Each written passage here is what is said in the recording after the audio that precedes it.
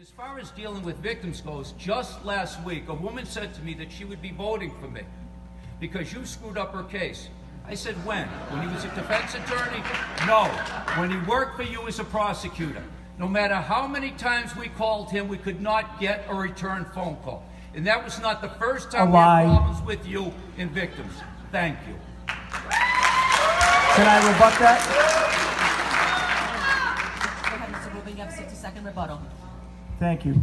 Well, I also have been on the campaign trail, and I can tell you that the majority of people that I run into, number one, don't even know who you are. Number two, have never seen you out of your office. And number three, know that you were barely an attorney, a defense attorney, in 2006, and know that when you came into court, when you were a defense attorney, all you ever did was ask for a deal because you couldn't try a case yourself, and you're still doing it today. Ask anyone who tried a case with me. I made my there aren't many of them because you never tried a case, Joe. I made my living in the courtroom. So please don't mislead the voters and residents of Worcester County and try to reinvent yourself as a trial lawyer. You're not a trial lawyer, Mr. Early. You're a politician. Embrace it.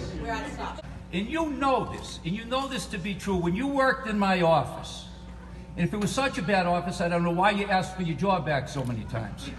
That, in the 3 years you worked for us, you tried one jury trial. So please, that's let's a lie. get the facts straight. I will repeat my challenge to Mr. Early. Mr. Early, present your trial record to these people. Show the voters how many cases you've tried. I'll tell you what, you can write it on one line because you're lucky if you tried one jury trial, Mr. Early, and you probably lost it. The only reason I was able to stick it out in your office for 3 years, and I wasn't able to stick it out in your office because I saw the favoritism and special treatment and horrific politics that you played in that office, giving people you know and lawyers you know much better deals than the average person who walked in off the street. And it sickened me how you ran that office, and that's quite frankly why I ended my initial idea of being a career prosecutor. It was because of you, and I'm looking to get back in there right now and lead the office ethically.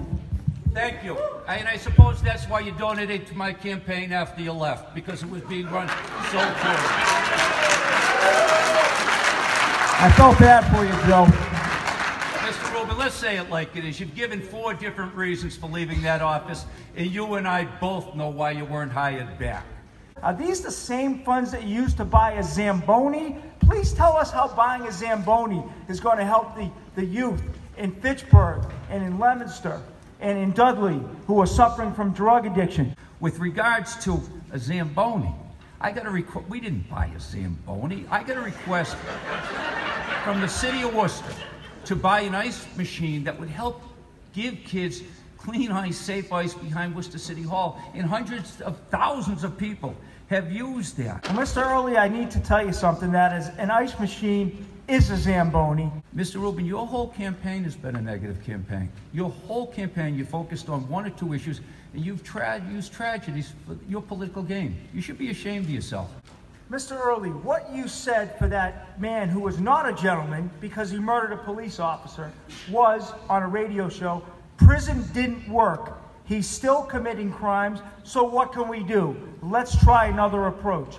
Ladies and gentlemen, when you have a violent career offender who's still committing violent crimes, you know what the other approach is? Back to prison, period. When I saw that police report, my head exploded. There was a line in that report I hadn't seen in 32 years of practicing law. But what I understood and what the Colonel of the State Police said and also said in his statement, we stand tallest when we treat people in the opioid scourge with respect and dignity. As you keep saying you were trying to take care of a young woman, prevent her from having shame. Well, guess what? The report was already off the table. It was out of the public's eye, yet you continued for the rest of that week on Tuesday and Wednesday to berate the Colonel and make sure that report was changed. And you made sure it was changed.